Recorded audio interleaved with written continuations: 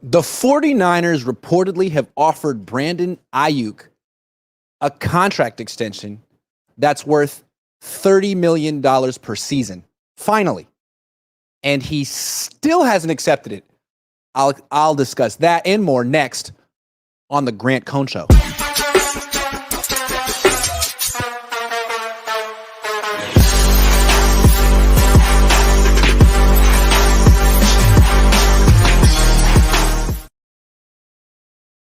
How's it going, everyone? Welcome to the Grant Cohn Show, powered by the Sleeper app. They had practice today. They have the day off tomorrow. Brock Purdy threw a pick today. And instead of talking about Brock, I'm going to talk about the guy who picked him off, Deommodore Lenoir. 5 picks on Purdy in camp. So we're going to get to him. But we always got to start with the business of the day. If you've been watching me, you know what happened at practice. Make sure you check out the good and the not so good and the instant reaction. We could talk about practice, but that's practice. We need to talk about business.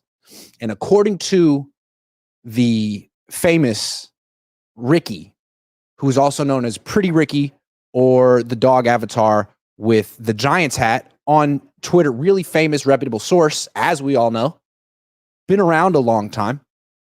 He reports, or she, I'm just assuming, never met Ricky, reports that the 49ers finally have offered Brandon Aiyuk a contract extension that's worth $30 million per season, and it's unclear if that's going to get him to want to be here, is what Ricky said, which is possible that's what's going on. I believe his report about the $30 million per season. He's been dead on with this stuff before most people. But why wouldn't this get it done? Have the Steelers even offered $30 million? I thought they offered 28.5. So what's going on here? Let's go through all the possible permutations. Permutation number 1, Brandon Aiyuk hates the 49ers and Kyle Shanahan and just loves Mike Tomlin and has to play for that team in particular. I mean, maybe that's possible, but he showed up to practice again for the 3rd day in a row. He's wearing red gear. He's running around. It looks like he's talking to Deebo Samuel and teammates, and seems like they think he's coming back. He hasn't told them that he's gone. I mean, Deebo Samuel just like an hour ago told Kay Adams right there that Brandon Aiyuk's probably coming back, or he said it we don't have to worry about that. He's coming back. So it doesn't seem like he's that upset with the 49ers. And what's so great about Pittsburgh? Brandon's a smart guy. What is so alluring about that team?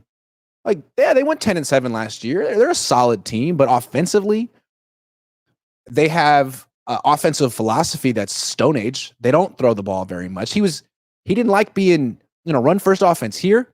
Just wait till you get to the Pittsburgh, and that offense that averages 180 passing yards a game. Their offensive coordinator, Arthur Smith, is Stone Age, run first guy. Their quarterback, who is their quarterback? Is it Russell Wilson? He's washed. Is it Justin Fields? He's a bust. Who's your quarterback going to be next year? How could you actually sign a long-term extension with that team? What's so great about the Steelers? Pittsburgh, nice city. Bridges, rivers, hills, any city with those, that's a trifecta of niceness. But the team, mediocre. So I'm not going with that permutation number 1. What's another possible permutation or reason that this hasn't gotten done yet? Well, they say it's $30 million per season. But as avid football fans know, the annual average value of a contract doesn't really matter. I mean, it matters to the player, especially if they have an ego. So they can say, oh, I'm, getting X amount per season, which means I'm in this echelon of player. But really, if you're smart, if you know the business, what matters is the guaranteed money. And so I don't know how the Niners have structured this offer, but maybe if they're really, I don't know what the word would be, but if they don't think highly of Aiyuk, or they think he could be easily swayed, maybe they just give him a contract that's technically worth $30 million a year, but it's backloaded. And, most of that money's in the final year, and only 2 years are guaranteed. I mean, that's what let's look at that real quick. The Amon-Ra St. Brown contract. He got an extension. It seems to be the one that, it seemed to really upset Brandon Aiyuk because he feels he should get nothing less than Amon-Ra St. Brown. He thinks he's better than Amon-Ra St. Brown, which is Debatable, but this is what he signed. This is what the Lions gave him this offseason. Amon-Ra. 4 years, $120 million. That's $30 million per season. But the extension kicks in 2025. That year he has $16.8 million guaranteed.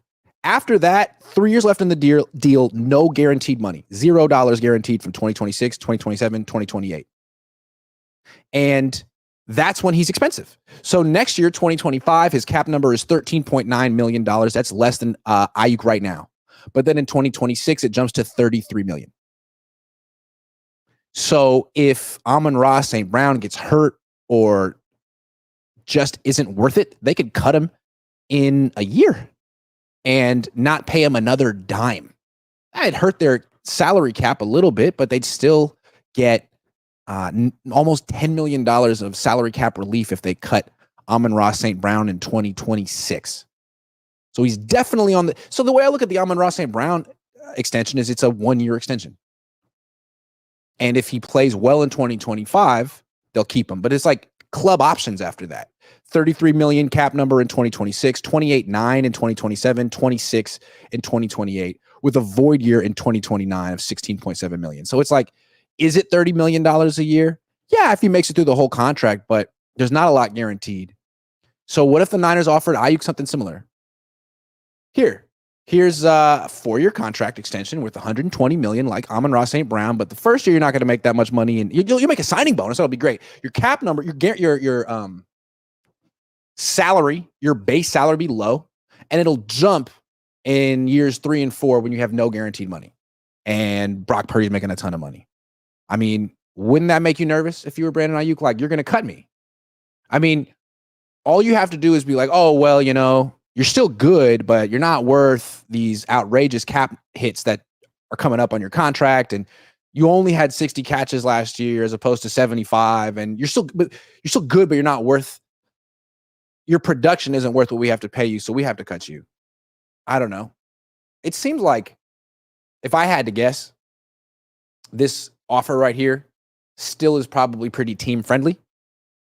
And I don't think the 49ers have completely caked, because it's like, wait a second, you just offered $30 million a season. Like, wasn't this the whole problem? Like, weren't you stuck at 25 million for months, and now all of a sudden you're at 30? How could you cave like that? What, do you have principles? What's going on? My guess is they didn't cave. They do have principles, and it's like $30 million a season. Here you go. Tell all your friends you're getting paid this much, but you and I know you're not.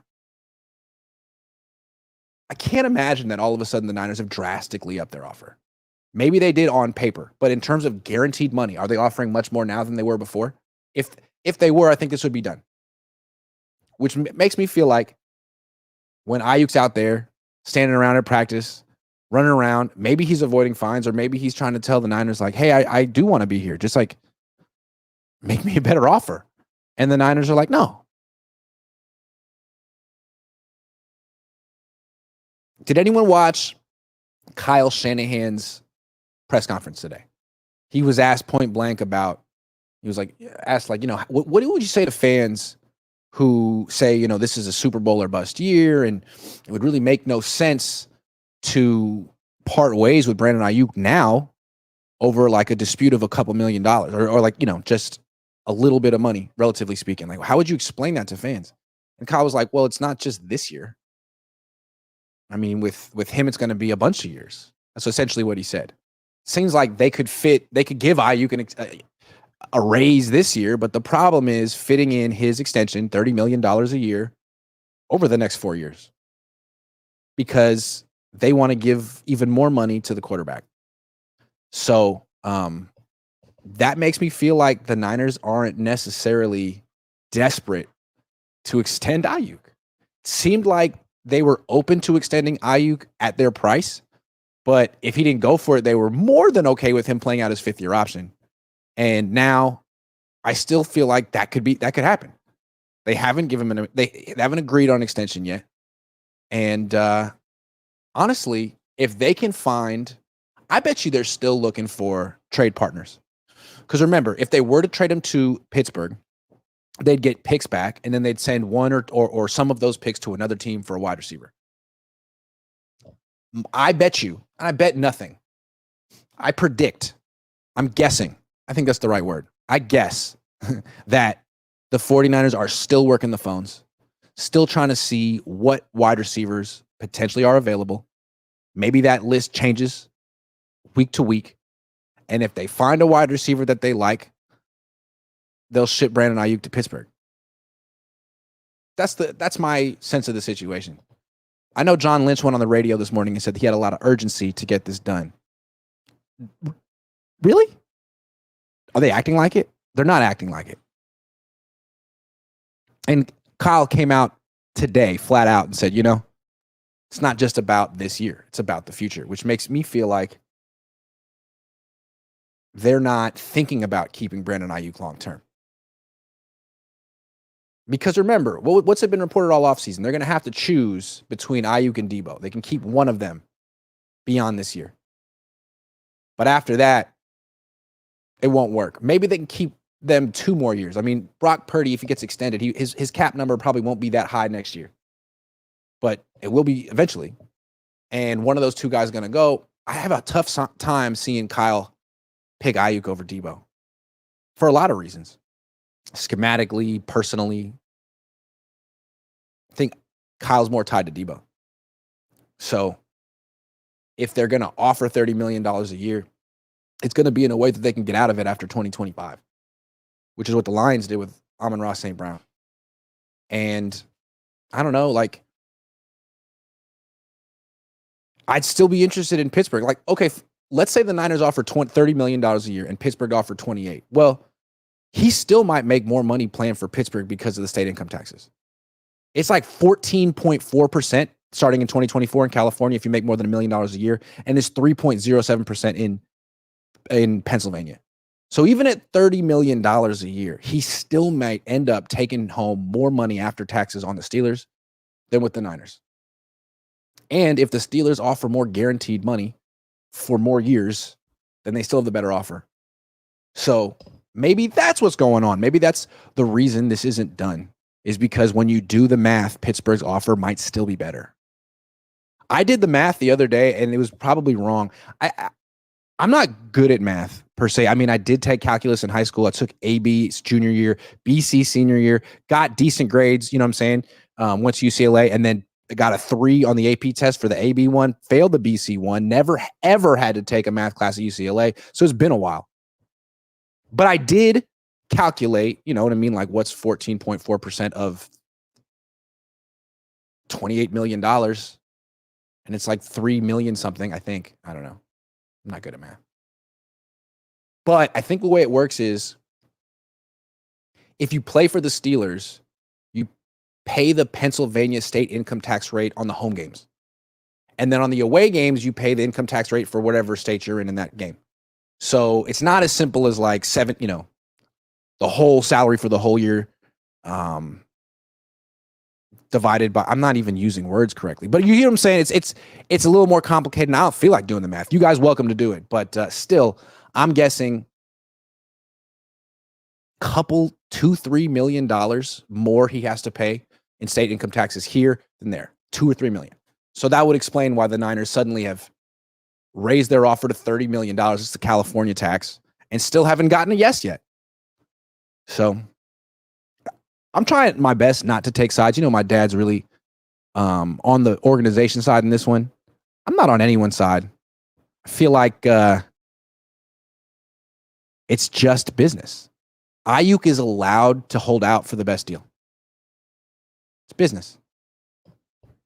The 49ers are allowed to lowball him if they want to. But I'm not going to take a moral stance on this one. If Aiyuk hasn't accepted the deal, there's probably a good reason for it. And it's not like he's mad or he's immature or he's emotional. It's probably like Pittsburgh's offer still better. I mean, his agent is John Lynch's agent, man. You really think his agent would let Brandon Aiyuk just be indecisive if the deal was better than Pittsburgh's? I just don't see it. I'm thinking the agent's we can do better. We can do better. Let's not give up. We got the Niners reeling. They're upping their offer. They're changing their tune. Let's stick with this. This is going to go on forever and ever and ever. So let's do some sleeper picks and just break up the monotony before we get into more news. if that's cool with y'all. We've been doing, that was really not slick, doing a lot of NFL picks, but like I realized making the NFL picks now that we have to wait like 3-4 weeks before we get some satisfaction of a winner.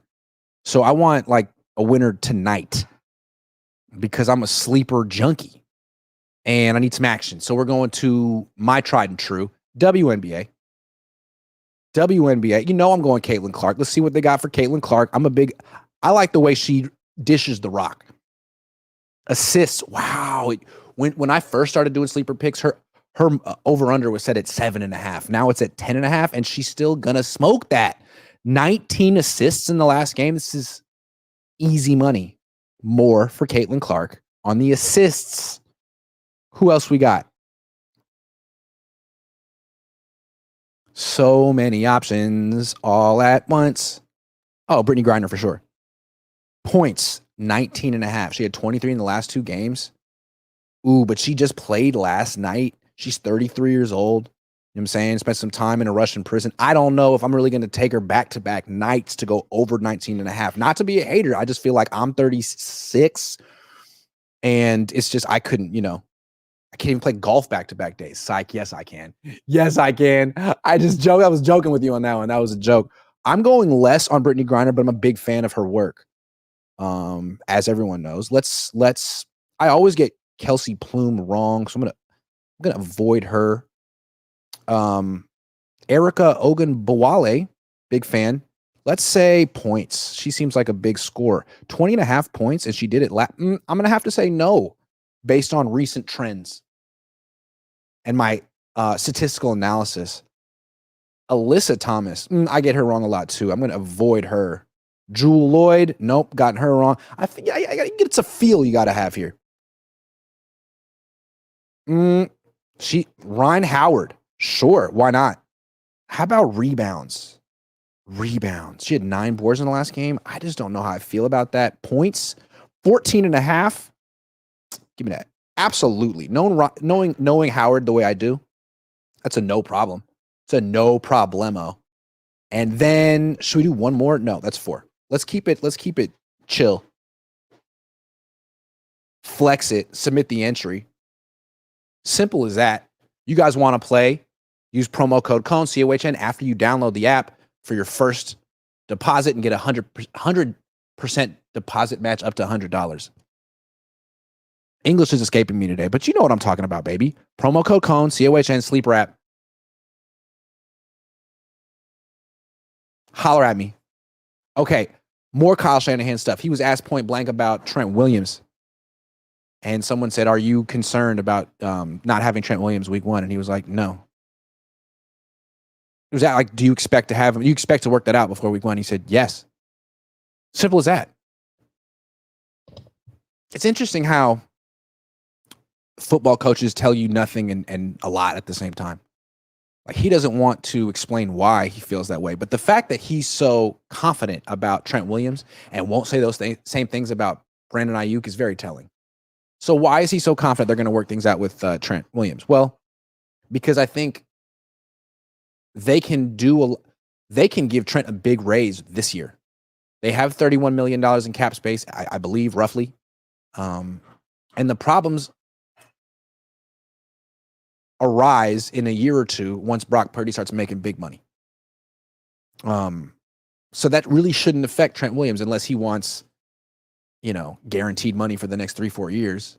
They'll probably offer him a big raise for this year, and they seem like to feel he's going to take it. They also probably feel like, you know what? There's no rush. We could give him this extension now, and he can get hurt in camp. We don't want that. So why don't we give him the raise a week before freaking the season starts? He doesn't want to be here anyway. The timing will be right then. We'll bring him back. Which brings me back to Brandon Aiyuk. That situation is a lot more complicated because they have to fit in a 3, 4, 5-year contract extension into a salary cap structure. They don't seem to have space for that. So if you're keeping score at home, it still seems like there's a better chance that Trent Williams is going to be on the field week 1 than Brandon Aiyuk. I find that interesting. They know what it takes it seems like they know what it takes to bring Trent Williams back. They just haven't quite offered it yet. They will. They're so funny, man. Like, they just telegraph their passes so much. Yeah, we haven't really made the offer that we're going to make, but we're going to make it. I think that's kind of interesting. Some guy. Let's take some super chats. L. Cortez says, any updates on Trent? He is more important overall and nobody is saying anything. Kyle talked about it today and really, really seemed like he was extremely confident they're bringing Trent back this year. I believe it. He never talks that way about Brandon Aiyuk. And again, it's like, it seems like this all comes down to his decision. If he wanted to make Brandon Aiyuk a foundational piece of this team moving forward, he'd do it. He just hasn't decided he wants to do that. He even said today, like, yeah, we'd love to have him this year. We'd love to have Brandon Aiyuk this year. But we may not be able to have him long-term, and we may not have to have him long-term. With Trent, they're like, yeah, he's going to be here this year, and that's all that really matters. It's the big difference. Good question. NorCal Benny G says, why isn't Lenoir getting an offer before he balls out this season and prices himself off the roster? Sounds like big season coming from him. Let's talk about Lenoir. The MVP of 49ers training camp. It is unquestionably Deommodore Lenoir. It's usually a fourth-year player or a third year. He's a third-year player, right? It's usually a guy entering a contract season. A guy who's eligible for an extension or about to be a free agent. Usually a guy who's about 24, 25 years old. That's the guy who goes the hardest and plays the best in training camp when it doesn't really matter, but there's something to prove, and the coaches are watching you. Last year it was Aiyuk. This year it's Lenoir. He's so good. I'm going to explain what makes Lenoir so good if you don't know, if you haven't seen him recently. First of all, some stats. 5 interceptions on Brock Purdy in 17 practices. Also, 2 dropped interceptions in a PBU. So he's all over Purdy. And what's cool about Lenoir, he's a little bit smaller.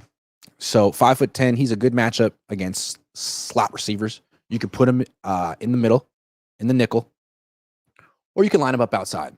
He has the speed to run downfield. Now, against bigger receivers, it's a tough matchup for him, just like smaller receivers are a tough matchup for Charvarius Ward, because sometimes really good, bigger receivers can make difficult contested catches over Lenoir.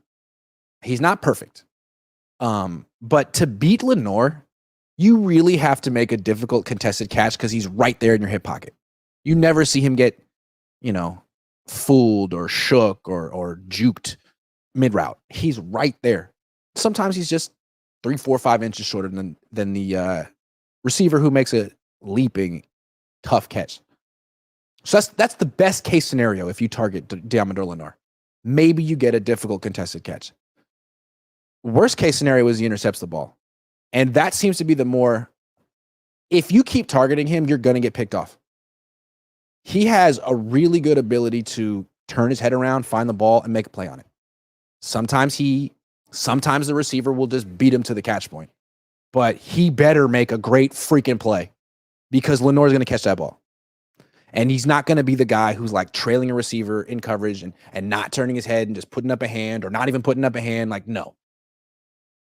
He's really good at turning his head around, finding the ball. That's not easy for a lot of cornerbacks. It's going to be interesting this year because he still doesn't have that reputation as like a shutdown corner because he's not technically a shutdown corner. You can get him sometimes, but the more you target him, you're really playing with fire. And so I wonder, like, early on in the season, are teams going to respect him or are they going to have to learn the hard way? And by week 4, is he going to be pretty much not getting targeted? Because, I don't know. I mean, Charvarius Ward's a hell of a player, but he's not having a camp like this. So Charvarius Ward's a Pro Bowler. I'm sure he's going to have respect. Lenoir's going to earn respect.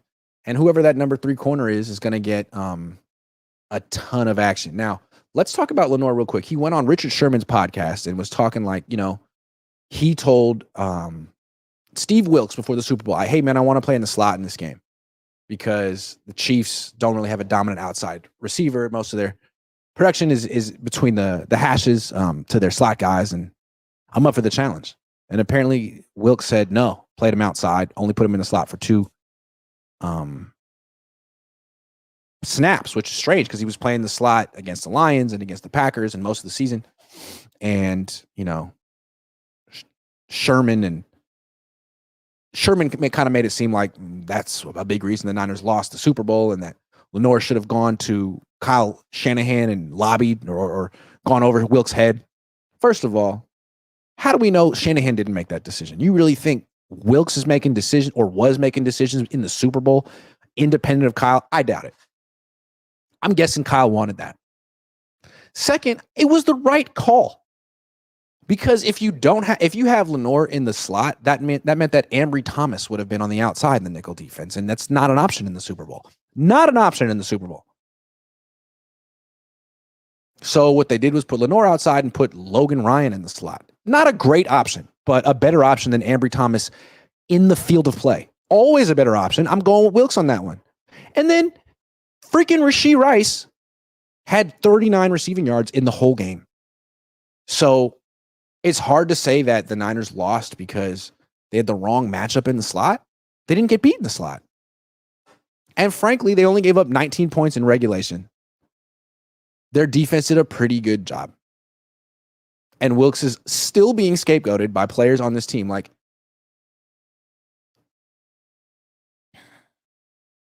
I've heard that you have 3 eyes. 3 eyes. One look into the future, one look into the present, one look into the past. I feel like this Niners team has 2 or 3 of their eyes fixated on the past. They're still talking about the Super Bowl, man. Let it go. Focus on the future. You got a regular season opener in like 3 weeks, man. Why are you going on podcasts talking about the Super Bowl? It's August 16th. Stop trying to figure out the one little thing that could have went the other way. And that's what's so upsetting about the Super Bowl loss. It's like they still don't understand why they lost, and they keep going to like, well, if this one little thing had gone differently, we would have won the game. If Greenlaw hadn't gotten hurt, if Lenoir had played in the slot, if Kyle Shanahan knew the rules, all those little things. And probably some of it's true. Maybe if Kyle did know the rules, they would have won the Super Bowl. Maybe if Lenoir was in the slot, he would have had an interception. They would have won the Super Bowl. Who knows? But it doesn't matter anymore because they lost and it's over and they can't do anything about it. And all they can do is try to win it this year. And they're only going to win it this year if they're actually focused on this year, the present and the future. Focusing on the past is just sad and deflating, depressing. It's not like good nostalgia. That's 1995 when they won. Ed McCaffrey on the team. Christian McCaffrey, that's sad. I didn't see Christian McCaffrey today, by the way. But I'm sure he's doing good. And I say I'm sure based on nothing. Mike Nolan says Grant Smart probably took BC calculus in high school. I didn't take that one. Not what he wrote. I don't know. I don't even know what that. Never heard of that. Never heard of it. All right, I'm out of things to talk about. What you guys want me to talk about? I'll read it from the chat. You don't have to super chat it. What are we talking about today? How about Leonard Floyd randomly? Been watching Leonard Floyd for a while. He plays with great effort. He's fast. He can bend. Not great against the run, but he gives effort. But he has like no pass rush moves. Is that incorrect to say? It doesn't seem like he has counters. He's surprisingly awful in the one-on-one pass rush drills. Like, you would think he'd be able to just beat Colton McKivitz on sheer speed. But, man, he loses in that drill a lot. I'm starting to... it's eventually an edge rusher who doesn't have a ton of moves and is reliant on athleticism, speed, quickness, and bend. It's going to gradually lose those things. Or quickly. Who knows? It's different for different people. And I'm wondering, like, is he going to have a good year this year? Maybe he's just the kind of guy who does nothing in practice and can't win a one-on-one battle to win his to save his life in practice. But then in the game, he's just chasing down quarterbacks and getting all these effort sacks and second effort sacks. Maybe. Maybe. I haven't studied Leonard Floyd that closely through the years. I've seen him when he played the Niners, and he seemed like a good player. But so did Randy Gregory when he played the Niners. He was terrible in the Niners last year. So I have questions about Leonard Floyd. He's just had such a quiet camp for a guy who's been out there every freaking day. Thomas Tyler says NFL should just adjust the cap for each team based on state income tax. They should. They don't. Resilient Motto gives me 99 cents. Thank you very much. Thank you very much. Have you guys ever seen Dirty Work? Where he pays the homeless guy $2 to go inside the mayor's office and like cause a scene. And then he comes out and he's about to pay him. And the homeless guy was like, he goes in this long soliloquy about how it really meant a lot that Norm Macdonald, saw him as a person and that, he really had it all and he lost his family. And he's like, goes on this whole thing about how he's lost so much dignity in his life, and music starts playing. And then Norm Macdonald goes, "Here's your $2," and then walks away. I always thought that was so funny. Norm Macdonald was funny. No one ever really saw that movie, Dirty Work. Came out in 97. It was about a revenge for hire business. They would like put popcorn in people's engines and stuff. I mean, just really, really crazy stuff. Hey, how's it going, guys? They're my guests on the show today, but they didn't want to be on the show. George Kittle was over there earlier. I thought he might come by and be a guest on the show, but he didn't want to be on the show either. He was on with Kay Adams, and he was wearing some nice shoes. I think Kittle wants me to buy Nikes. He DM'd me yesterday. No big deal. He DM'd me yesterday and like gave me some suggestions of where I could buy good shoes.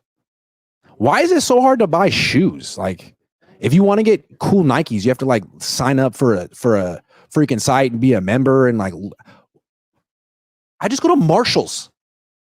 I go to Bay Street in Emeryville and I go to the freaking van store and you can pick out whatever vans they have that and they're $50. But if you want to get freaking Nikes, you got to like be a member, some sneakers, something. And all the Nikes kind of look the same, but there's like a million different colors, which is cool. So anyway, George, thank you for the recommendation. I'm going to get some nice Nikes for George because he clearly, holds us to as high of a standard as I hold the players. And I respect that. So what I'm going to do this weekend, I'm going to go on one of the sites that he recommended and buy some nice Nikes. I need to add some Nikes to my repertoire anyway, because my Nike game is whack. It's not good. Because I never know which Nikes to get. You know what I mean? So, but I think I could find some good ones. And I don't know. He recommended goat.com. Never heard of it. But I went on and they had the Air Safaris in my size. So I might just have to get them. Like $110. That's not bad. Not bad at all. So he wanted me to get Vomeros though. Never heard of them. And I looked them up and they're just kind of like running shoes. Vomeros. Anyone have them? What do you feel about them? Also, I asked Brock Purdy what shoes he was wearing today, and he says Adidas something or others. And he said they're really comfortable. So I don't. Vomero 5s Heat. Yeah, Kittle said I should get Vomero. Should I do those? I thought they looked cool. I don't know. PG90 says get some Travis Scott low ones. I'm not a big Travis Scott guy. I like rap, but he's like one of these guys who does all auto-tune in 2024. And that was like interesting and new in 2008, 2005. I'm not like auto-tune, like the auto-tune sucks guy, but like it sucks. It was kind of interesting when T-Pain did it when I was in high school and Lil Wayne and when I was in college. Now it's like, come on. I also want to get some Adidas campus. I like the old school 80s Nikes and Adidas. I want to get the camp, not the Sambas, although I have some. But I feel like the Air Maxes, the Air Force Ones, it's so played out, but you see them all the time, everywhere. You got to get something. If you're gonna get some Nikes, you got to get some Nikes that you don't see 8 times a day. That's how I feel, which is hard. Well, I guess you have to be a member at soul savvy or something. Can I say something really? Okay, I'm done after this. This is super funny. Then I got to go catch a train.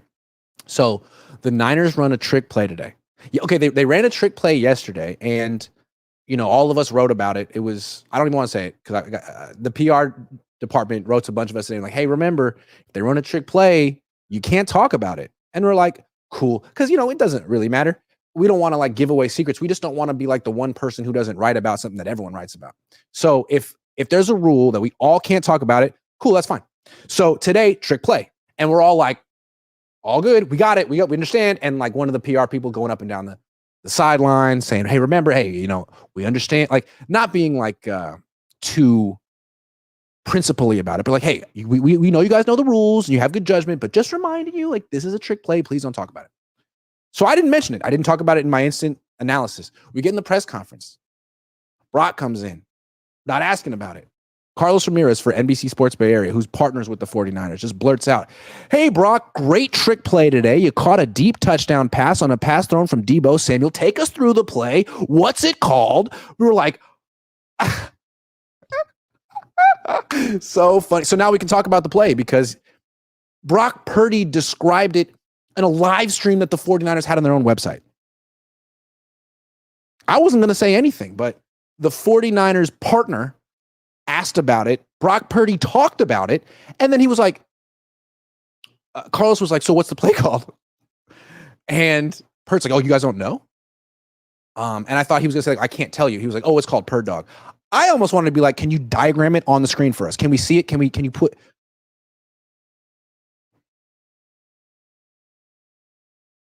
Anyway, it was pretty cool. I haven't seen the Niners run a play like that in a long time. A quarterback catching a pass. Last time I saw that, it was like the kind of stuff that Eric Crouch did in 1999 in Nebraska. And when you have a quarterback who has a 10-yard split as fast as Brock Purdy, I mean, you have to try that.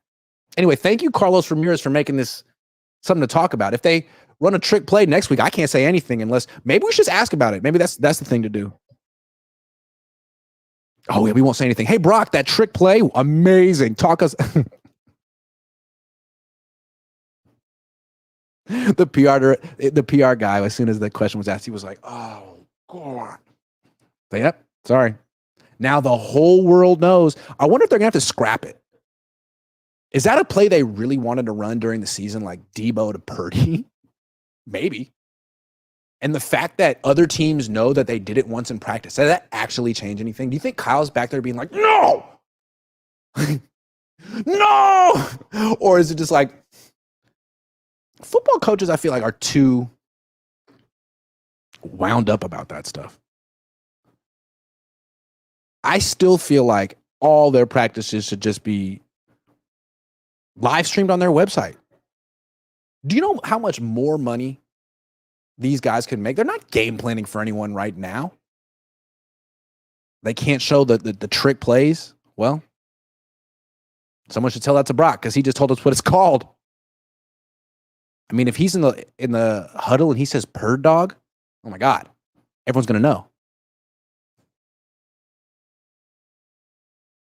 Purd Dog. Purd Dog. Love it. NorCal Benny G, who's number 4 DT with Davis out half the season? Kevin Givens. Kevin Givens is a good player. Kevin Givens has been in the Niners defensive tackle rotation for years. A good player. Get some Travis Scott Lowens. Already said no. Othell Miller. Going to a game in October from Hawaii. Recommended spot to eat. See, this is an interesting one. Where? In San Francisco or Santa Clara? Where are you staying? If you're staying in Santa Clara, then like you could go to Puesto, which is kind of like an upscale tequila bar taco place that I know Niners coaches like to. I went there a couple of weeks ago after practice and I like saw Jesse Sapolu. Apparently the bartender was a Cohn head. He's like, oh, bro, I watching you today. So I was like, what's up, bro?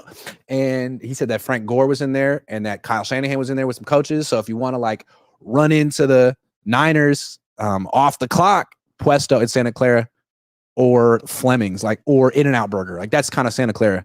You pick a chain, they might have it. If you want to have like a great original place to eat dinner, you might want to go to San Francisco, but it's a cool hour away. So I don't know, FL, but go to Eater, like places to eat in San Francisco. You'll find something good. Boxing Fan ×4. How come you don't want to go to Oakland? What's up with that, FL? What's up with that? I can tell you all kind of great spots to go to in Oakland, but no, you don't want to go to Oakland. You don't want to get your car broken into? Oh, okay. How bougie are you? Oh, you'd rather not have your back window smashed in? Pfft. Fine, Othello. Boxing Fan ×4. Why don't Kittle just make a sneaker vlog with you? Who's to say he won't? How do you know he won't? I think George is starting to think about future endeavors, future ventures, and I can't think of a better venture than a show with me. Because I'm hilarious and he's also funny. So I think that together it could be pretty good. It's 3:00. I have a train out of here in 19 minutes. I'm officially taking Amtrak to and from work. I've been doing this freaking commute since 2011, and I'm tired of it. And I'm always afraid I'm going to get in a car accident and die. Because I feel like if you do it enough, like just the odds. I don't want to put knock on wood. But now I'm in a train and I feel safer. Although trains crash all the time. You never know what's going to happen.